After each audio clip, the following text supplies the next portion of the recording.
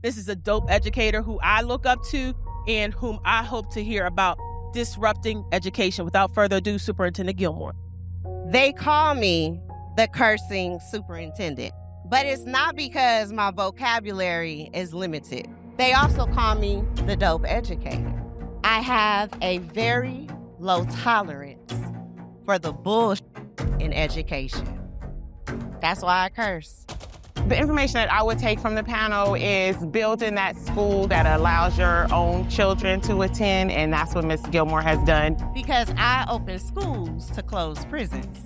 And because I open schools to close prisons, I have created my own school district. And in that school district, I have built 3 campuses in 7 years. See the dope clothing? Dope, dope, dope, dope, dope. And when you live that dope life out loud in classrooms, in policies, in budgets, in 5-second discipline decisions, that is what it means to be delivering on promises of equity.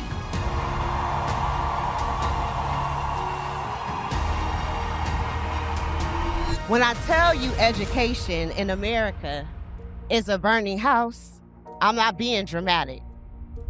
I'm being accurate as Without further ado, we have Superintendent Gilmore, heavy on the superintendent, all right? She will correct you, but she is the district leader. She's committed to equity, excellence, and student-centered systems that expand opportunity and outcomes for all learners. Her big overarching idea is delivering on promises of equity. There's a lot of people that got these dope shirts on. I'm trying to get me one, okay? But it's about being dope in education, and that's what dope stands for. And this is a dope educator who I look up to and whom I hope to hear about disrupting education. Without further ado, Superintendent Gilmore. They call me the cursing superintendent. They do. And I do use colorful language, I gotta admit it, y'all. But it's not because my vocabulary is limited. I majored in English, minored in communications, and taught English to 6th through 12th graders. So that's definitely not it.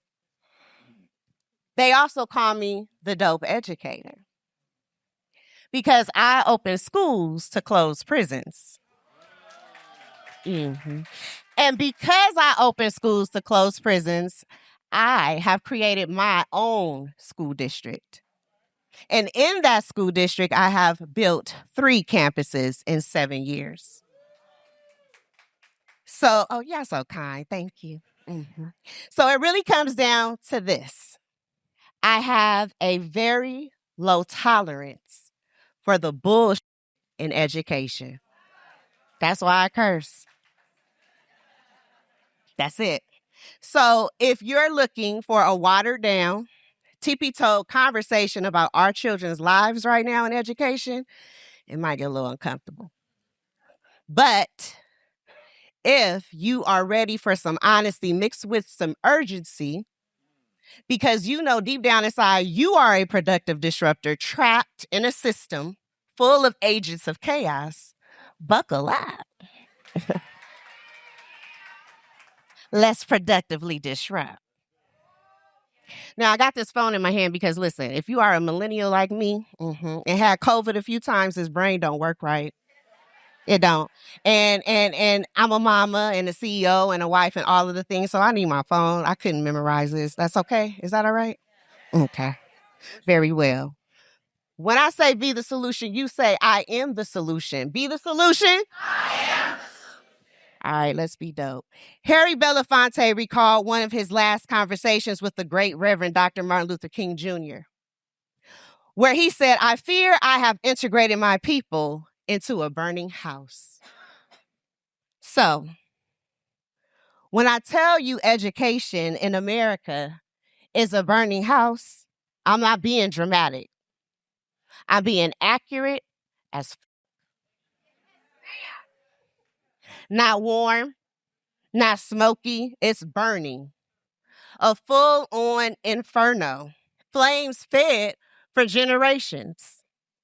And educators, whether we want to admit it or not, we are the firefighters. Or at least we're supposed to be. When firefighters pull up, what do? Triage. Assess the scene. Not for respectability politics, but for who's safe, who's choking, and who's trapped. Because treating everybody the same in a burning house isn't justice, it's negligence. So let's assess education's burning house, shall we? White students already on the lawn, wrapped in blankets, breathing clean air. Asian students on the porch, they feel some heat, but it won't burn them. Hispanic students, my babies are in the first floor of the inferno. It's smoky, it's dangerous, but if you kick that door in long enough, you'll get them. But Black students, baby, Black students are in the core of the burning house, where the smoke is the thickest, where the flames are the hottest, and where the exits were never built. Woo! And while our babies are still inside, we keep hearing the same conversations. Don't make it about race. All kids matter. Why did you open a school just for Black kids? I don't see color. Listen, Linda, let me be very clear. You do not treat the child safe on the lawn the same way you treat the child that is dying in the attic. It's not fairness, it's failure. So let me tell you what this looks like. A Black boy, let's say his name is Keon Riley, walks into school carrying the whole world on his back. He can dribble a ball, he can definitely make a touchdown, and rock a mic in his hand. Brilliant, loud, curious, all the things America loves until it shows up in our classrooms. And those same behaviors that get called leadership in some kids get called defiance in him. So instead of support, he gets referrals. Instead of a plan, he gets a suspension. Instead of what's happening to you, my baby, he gets a what's wrong with you? And little by little, the system stops educating him and starts managing him. And here's the part that we have to come to grips with. Most harm in education isn't done by cartoon villains. It's done by well-intentioned people who think they're being fair. Bigotry doesn't always wear a hood. Sometimes it wears a clipboard, a rubric, a referral form, and a policy that says, we treat all kids the same. And just because the hood came off doesn't mean the harm did. Now let's talk about Brown versus Board of Education real quick. Because I don't believe our ancestors, not for one moment, fought for Brown just so we could erase ourselves. I don't believe that. And neither should you. But that's what happened. They didn't integrate education, they integrated the building. Then they took away the systems that supported Black children. Black teachers fired, Black principals demoted, Black schools shut down. Genius reframed as deficit. Brown didn't put out the fire. It moved Black children to a different room in the same damn burning house.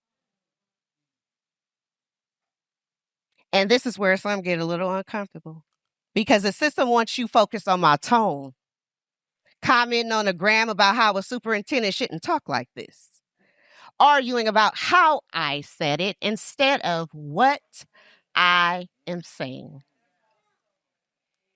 So let me give you the line I need you to hear loud and clear. I am not here for anyone to police my tone. I'm here to change children's lives. And if you're still more offended by my delivery than you are about children suffocating in the damn burning house, that's the bullshit I'm talking about.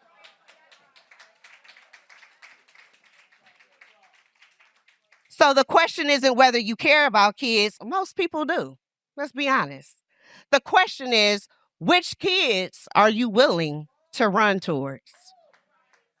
Mm-hmm. Because being a first responder means you go where the danger is the greatest, not where it is most comfortable, ladies and gentlemen. It means you kick down doors welded shut with policy. It means you refuse to leave Black children in the inferno while you congratulate yourself for saving everybody else. So let me be clear about what this moment requires. Educators who are dope. Dope means you are deliberate about who you prioritize when it matters. Dope means you are observant. You see patterns before you punish.